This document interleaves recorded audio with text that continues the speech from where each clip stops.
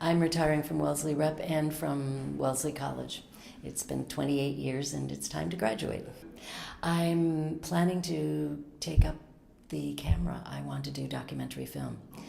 First, I'm going to Ireland to kind of clear my head. I go back home at least once every couple of years, but this time I'm going every year.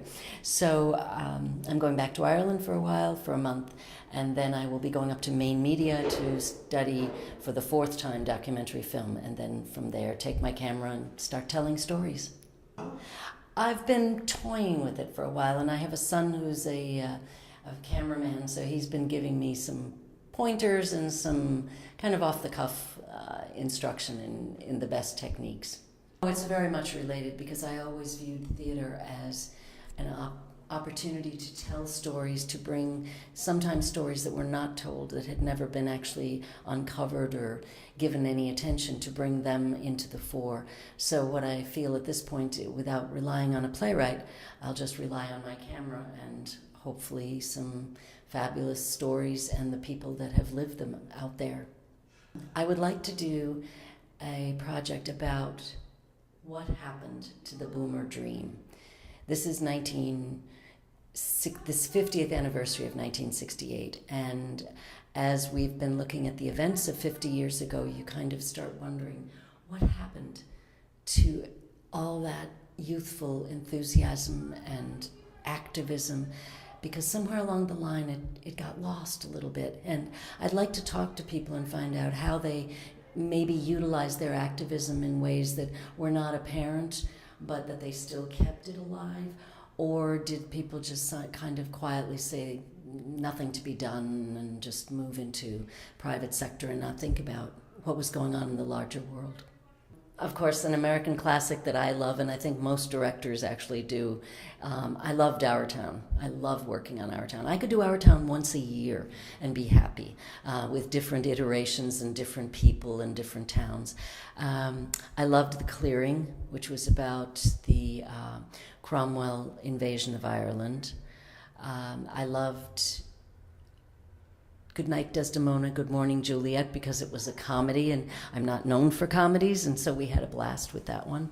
And then we've done a couple of plays about the Brontes that I was absolutely over the moon about, just telling their story, how they came from such an obscure background to become, legends. So a lot of the stories have been about women's stories, women's pathways here and across the world.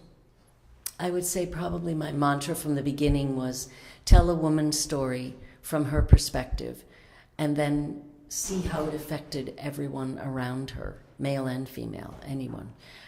So it's been an amazing 28 years to see that come to fruition. We've also created plays.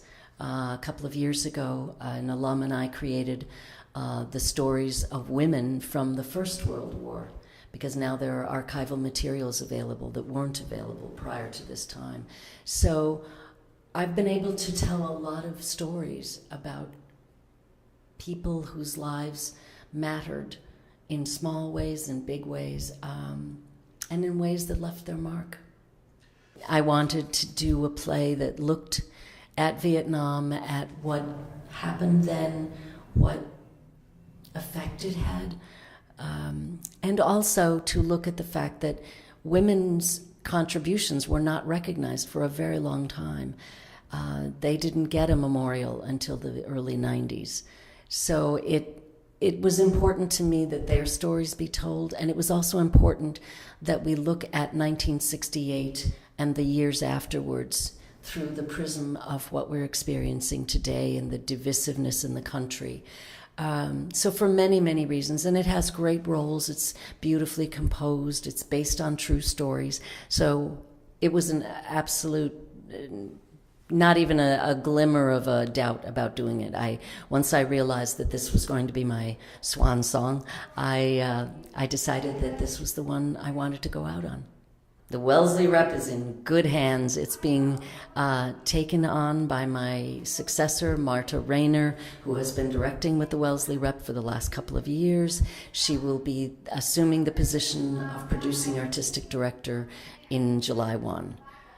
So there's absolutely no halt, no misstep in the transition. It is smooth. I am delighted. She was my student back in the 90s, and now we are colleagues, and now she is going to be my successor. And you don't get very many jobs in life where you get to see it taken on by someone that you love and respect.